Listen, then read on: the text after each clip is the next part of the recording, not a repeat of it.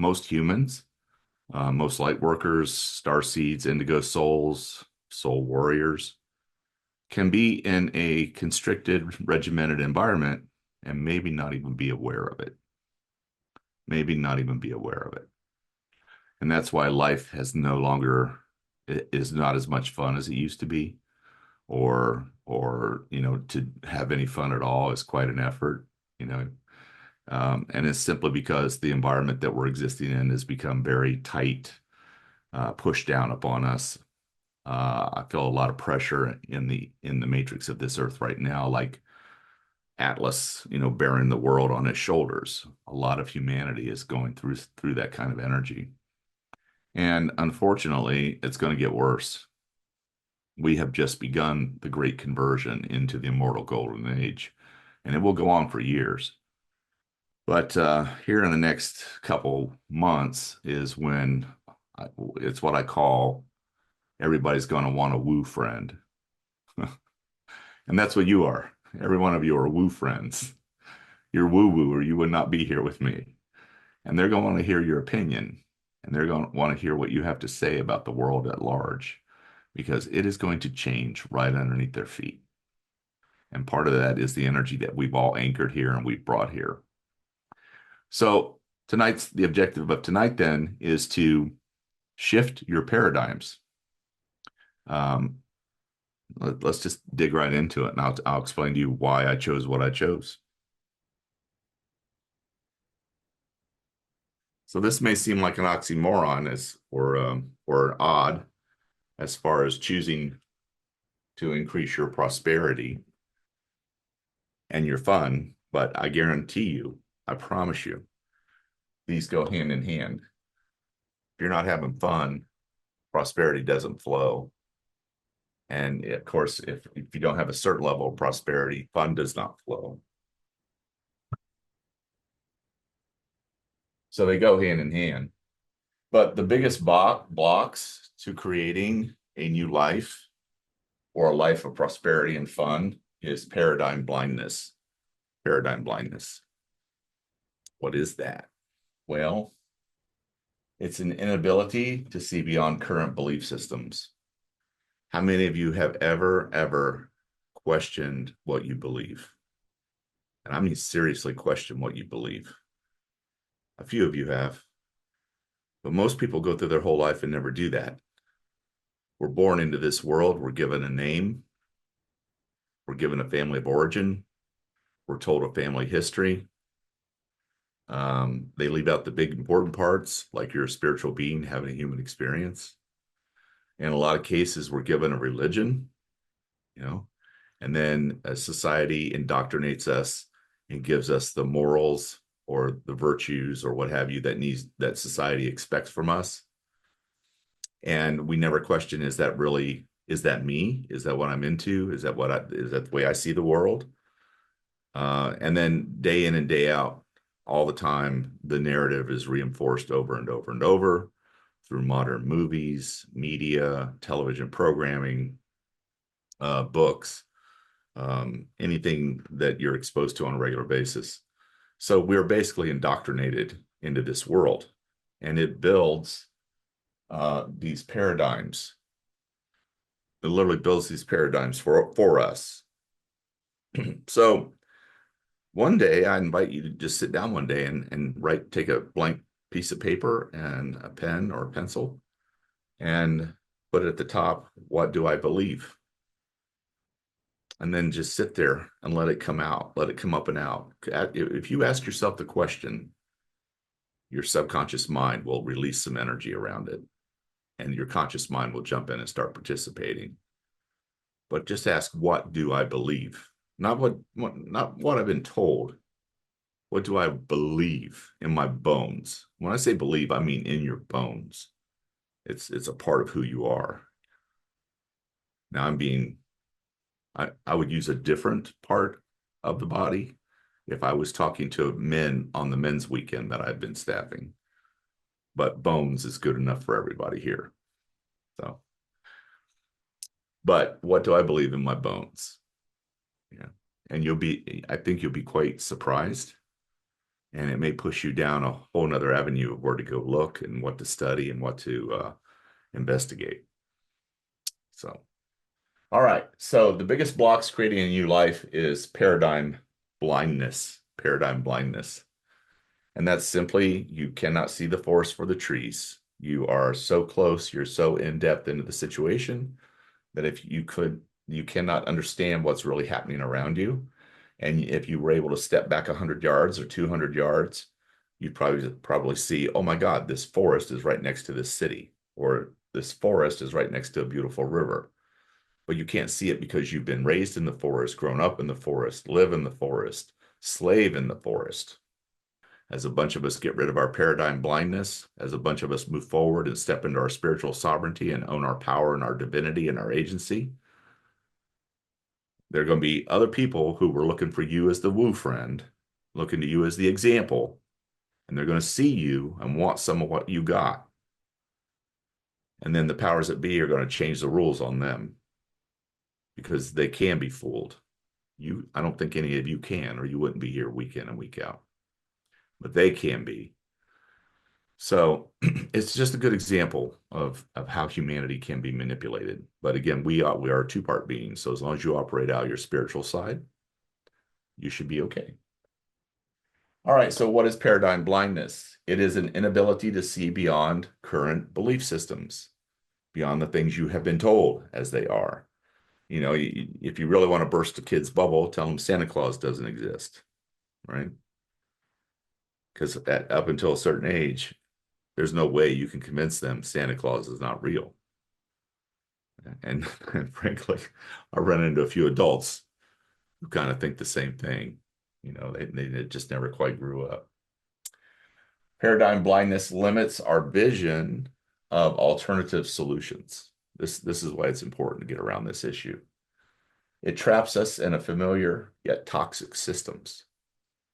So, well, it's always been this way. That's the way it has to be. Those are the rules. Well, who made those rules? Why are those rules in place? How are those rules restricting you? Are those rules really benefiting you or are they detrimental to you? And those are the kinds of questions you need to ask when you sit down and write out on your paper and do your homework and say what it is that I believe. You know, I believe I'm this or I'm that, or I have to do it this way or whatever. You need to take into account that your vision is somewhat limited right now where you're at of alternative solutions. You know, the old adage, there's more than one way to skin a cat, right? For those of you who are cat lovers, I apologize. But there's always more than one way to do something or accomplish something or bring something out. It traps us in the familiar and it traps us in the toxic systems that exist today. So what has got a hold of us is conditional beliefs. Conditioning leads us to support leaders and systems we don't truly align with. And I'm talking at every level. I'm not just talking about politics, whatever, regardless of what you believe in that area. I'm talking about religion, work, hierarchical structures. Everything around us has been given to us. Is it our natural way? I mean, society has been pushed into a hierarchical structure everywhere. Corporations are hierarchical structures. Is that really how humans function? You go back thousands of years and you look at the tribe mentality. Humans used to live in tribes, 20, 30, 40, 50, 60, 100 people. Communities, tribes, not hierarchies. Hierarchies are very unnatural for the human side of us. So that's a conditional belief that everything has to be a hierarchy. Everything has to have a leader. So just consider that. And then when your other belief is that, oh, I must, if I'm in this, if I'm in this hierarchy, I must support these leaders unconditionally and not question whatever they say or do. Bunk. You need to question everything everybody says and does. You need to take a look at yourself. Does it follow the golden rule? Does it benefit humanity? Is it a being of service? And if it doesn't fall in those categories, you probably should be asking questions. All right. It creates a cycle of defending the undesirable instead of seeking better options. It's a whole lot easier to go along with these guys, the leaders and the existing systems, and just defend them than it is to go outside of the norm and create something that initially may be deemed undesirable, or instead of seeking even better options. I just gave you an example. A corporation, a business running more as a tribe or as a community versus a hierarchy. And there's always got to be somebody in charge, who controls the books or whatever. But decision making, like in the organization I referred to that's called the Mankind Project. And on the weekend when we would run events, as a staff member, we would be charged with certain tasks, and then we wouldn't be told how to do it. And we would say, they would tell us, you're intelligent, figure out a way to do it, make it happen organically, go grab some other men, ask for help, ask for the assistance you need. And every time it worked out. Every time it worked out. I never saw a failure on a weekend. Okay. All right. So what's one of the key things that we need to use in our life in this world that we're creating, in this new reality, in this immortal golden age that we're moving into? Well, the first and foremost is discernment. Discernment. I'm not talking about judgment. Okay. Judgment is right, wrong, good, bad, up, down, left, right, black and white world. And at the level of consciousness of 550, 500 is the level of love. 550 is a subcategory inside of the level of love, where it's like, what was the term that I used? Unconditional love. 550 is unconditional love. And that's where judgment falls away. Judgment. Right, wrong, good, bad, black, white, that kind of stuff. And I know you all know the difference between judgment and discernment. Discernment means I know not to touch a hot stove. I know not to walk out in the street in front of a moving car. But instead of, when I'm standing there on the corner or on the sidewalk and I'm looking at the cars coming this way, I'm not judging the driver for being a moron and driving terribly or driving slowly or whatever. I have discernment not to step into the street. And you'd be amazed at the difference between those two states or conditions, how your nervous system relaxes, how you're not as tense, you're not as wound up when you actually live from discernment versus judgment. Very, very dramatic difference. Okay. So discernment is a tool. It helps us identify toxic patterns and take back our energy. Again, from any of these things that we bought into, the belief structures, the events, the places, the people, empowering us to choose paths that genuinely resonate with us. That's another good question. In addition to what do I believe? What have I really chosen in my life? That's a great question. What have I really chosen in my life? You didn't choose your family, except on the other side, you chose your parents when you came in here, but you didn't choose your siblings.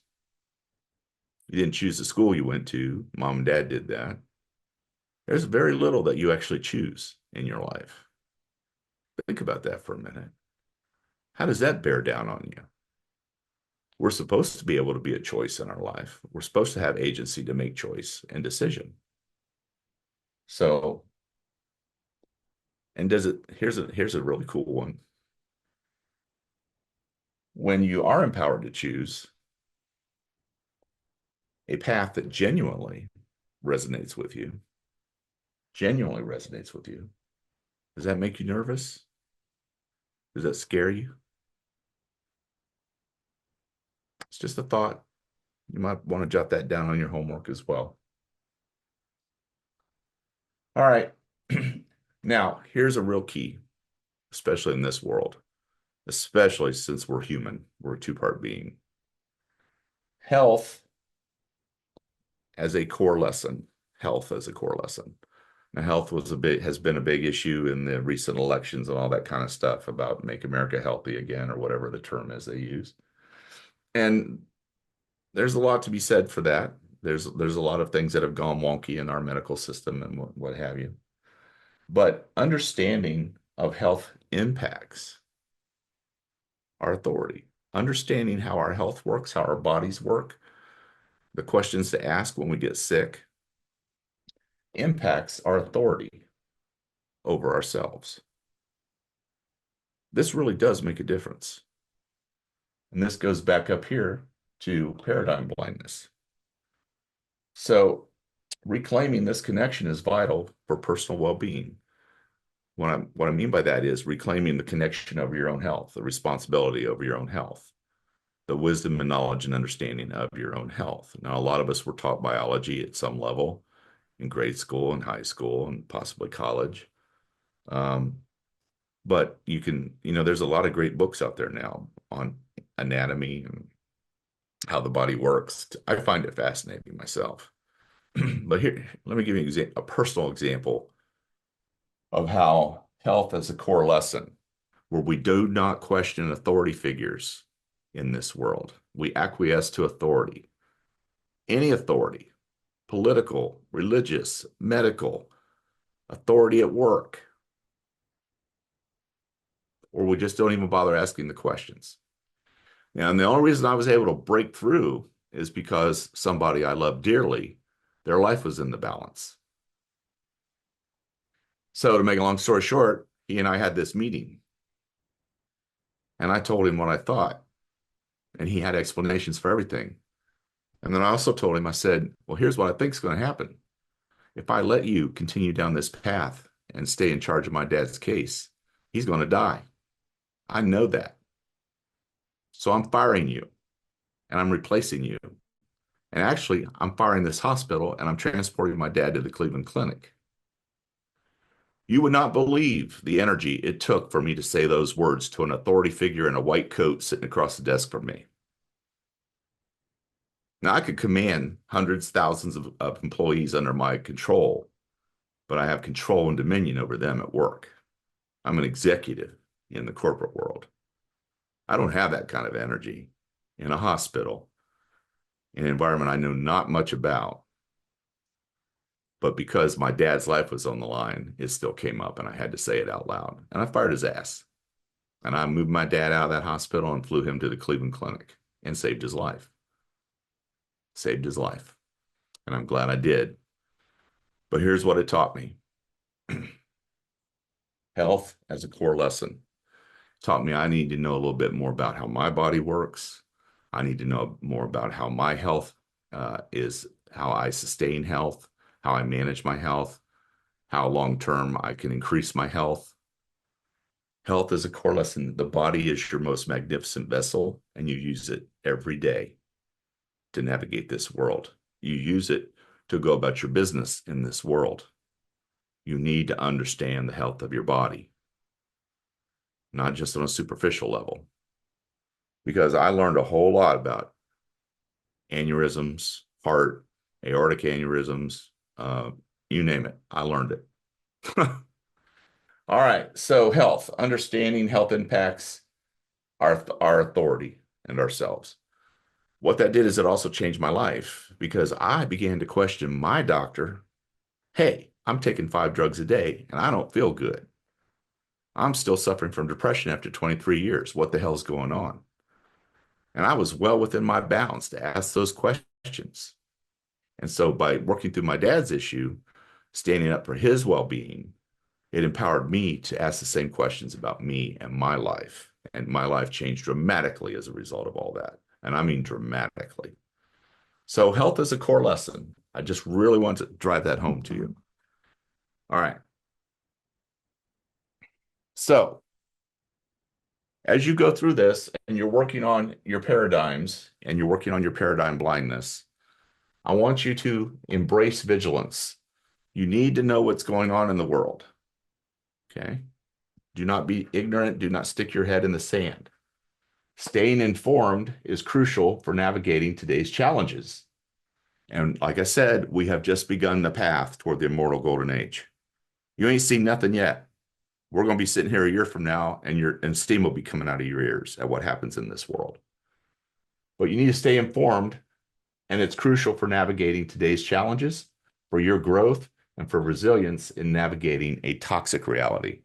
We live in a toxic reality on many different levels: physical, mental, emotional, spiritual. Okay. Now, be very careful what you stay informed of and from. Do not watch the mainstream news. It is all propaganda bullshit. Every bit of it. They throw a little bit of truth in there to get you to pay attention, but it is all propaganda and manipulation. Find sources that nurture you, that you trust, and you're capable of doing that. You can muscle test that if you've been through the practitioner program. You can fill into your body, is this a source I trust? Is this somebody I should listen to or pay attention to? And listen to multiple sources. Don't get all your information from one place. So stay informed, but be very wary of, or be cognizant of where that information is coming from. And then this all relates to self-responsibility.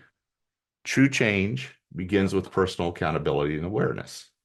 So your goal is to change these paradigm beliefs, this paradigm blindness, to question your reality.